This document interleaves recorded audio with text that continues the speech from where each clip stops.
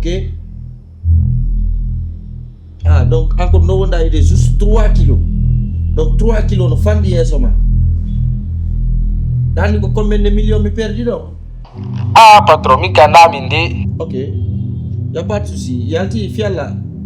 Raccroche rapidement s'il te plaît. Fais un forte un kilo. Il me bien dans ko fala. Mini a coupe téléphone non.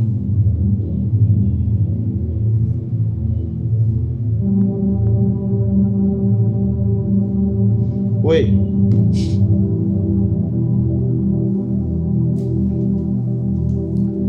Koto maya yani. Sikuno hande hewta. Hande wonu kul wonno don hanke hande na goto. Wonno be ba mo fu wi ba mo. Be wonno influence de ben fo andani. Surtout ma an hajjamal. Donc min kono adilan halan mo. Si kay guidar comme nous normalement pour je suis là pour toi. Et c'est le cas. Quel que soit il a non. Mi arrange parce que problème il a un problème sama kan andi problème ji woni ko affaire di. Donc kala ka yaha indemanden to parce que ko indemanden an o wonno serveur gol fi wadugol biji makko bondi ni fop. Donc hande ka mediaji ka poste de police ala ka tribunal ala ka indemanden ala ibe abbitu de mais ala no alla wawira non no wodi no jabirta min kadi e sabu ammo mi arrange ke piji de fo fi ya wawu yaltu de pays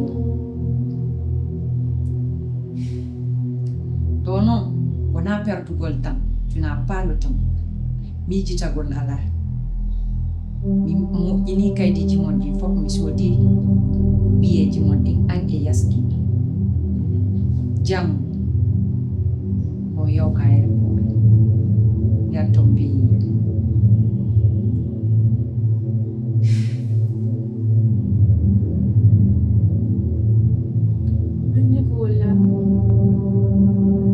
Non. Andy, monsieur le commissaire, on a déjà hacké parce que Ando, on est dans une affaire de business, en fait. On doit attendre yobu de fi conteneur fi marchandise en. Je t'ai dit de mettre la marchandise dans les frigonettes. Toi, tu as pris ça, tu as mis dans le conteneur. Si c'était venu dans les frigonettes, j'allais prendre soin de ça. Mais ici, les douanes ont déjà pris la marchandise. Donc, je ne peux rien faire pour toi. C'est pas parce que on a une langue frigonnette, il doit y tout de. C'est frigonnette li y va. Mais il y a petit conteneur. Qu'on ne wata. Forcément, qu'on ne peut wata tout de benaba. Mais deux fois, on a si ma responsabilité, mon gars.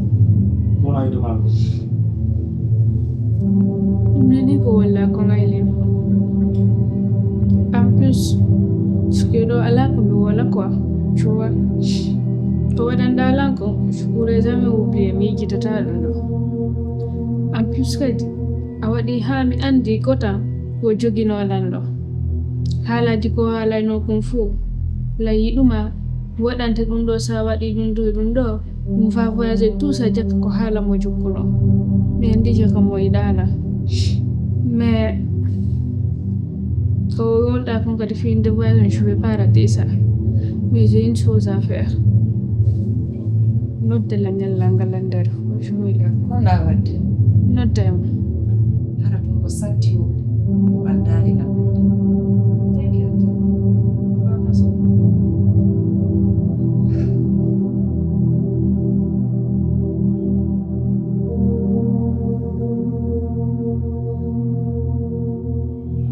Allô?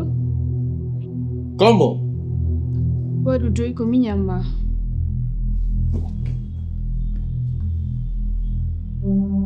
Ajaman. Konto wanda. dama langol ko to mi woni. Hajamarli ko no fala la wadde. Bi nyande yuda kasu do. Mi anda ko no mi jokki. S'il te plaît. On a mis à maman, s'il te plaît. Titi. Reviens à la maison. Arthur, Kalakafa la on va voyager ensemble, s'il te plaît. Nous dirons do fien discuter quoi. Juste que halangolma. Tu vas jamais me revoir.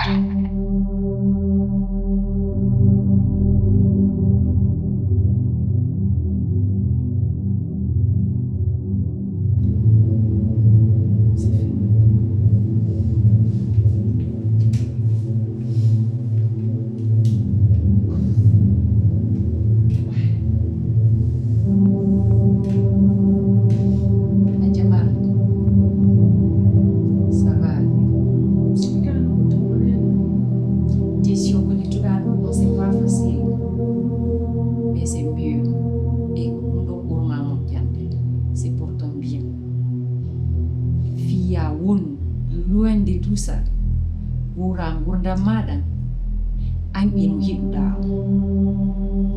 Ok?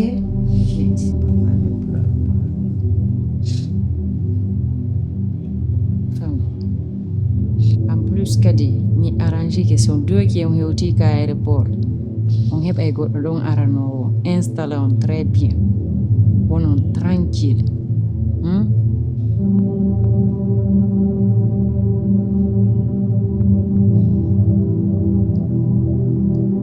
Il est fini.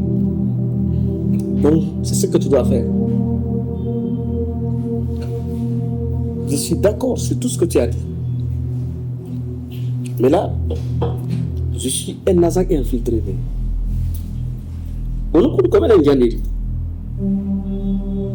Mais moi, on m'a recruté spécialement pour démasquer les narcotrafiquants. Allah, bien sûr, mais on m'a recruté. Donc, tu as fait un choix d'aimer sa soeur.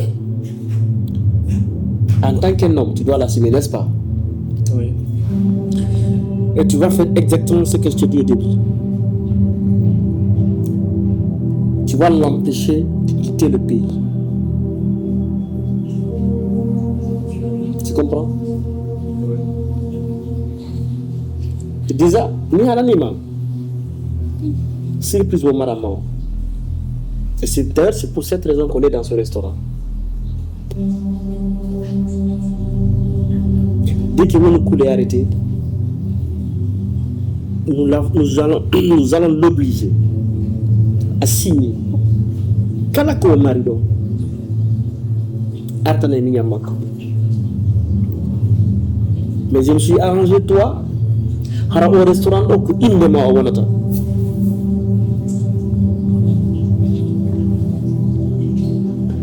Ah, c'est vraiment beau.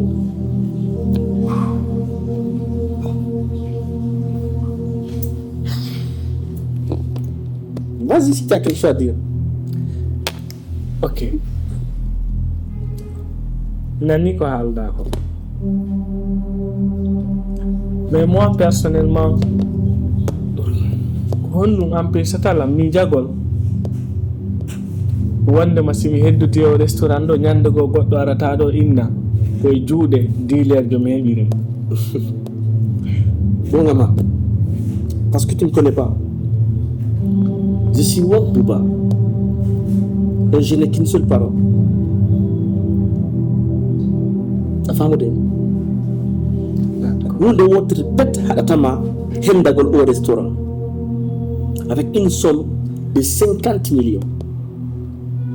Kusi manko convaincu ma ha yayi ingal avion ayal tie la Guinée.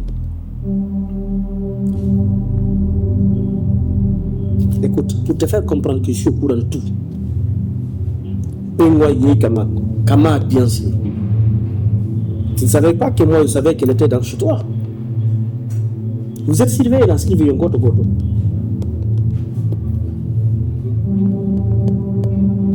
D'ailleurs, quand il y a Magnepe, j'ai déjà payé les crédits. Pour te rassurer la nganduma. Ok. Alors, l'objectif est que vous ne tombe et tu vas vivre en paix avec sa sœur. C'est tout. D'accord. Je vais réfléchir. C'est normal, un homme ne doit pas réagir directement. Bon, je pense que j'ai un autre rendez-vous à Tagbele. Je vais te laisser si tu vas réfléchir. D'accord. Donc si tu veux, tu rentres à la maison. C'est bon?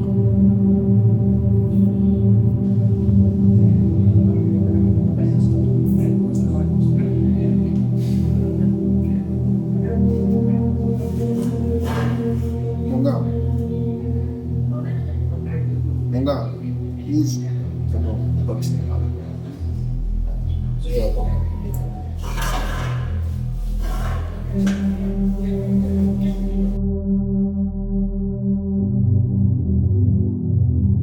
Yaka mi holi ke ko mi dogi wo ko mi dogi yaka ma mi laɓɓitama ndaari mi tawi ka neɗɗo muññiɗo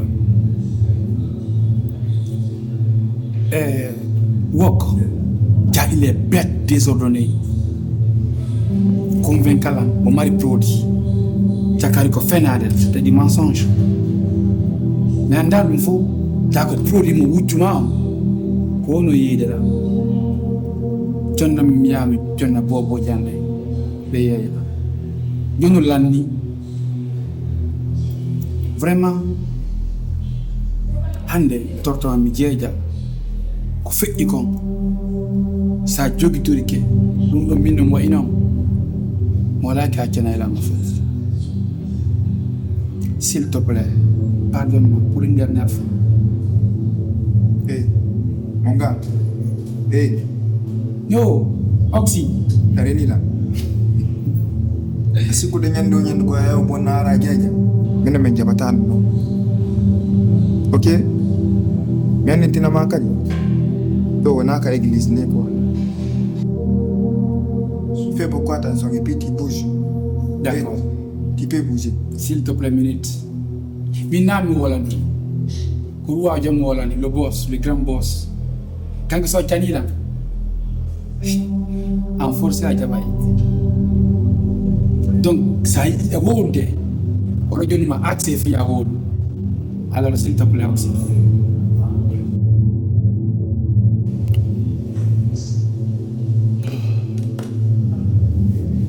Bon, Oxy, Ouais. tu me fournir sur des marchandises. OK. Mais à une seule condition. En conditionnant, je prends 50%. Non, boss. Boss, on a 60%. Mimi de Wakili. Non, mais je te fais 60%. Parce que tu as la mari famille, n'y a même pas. OK.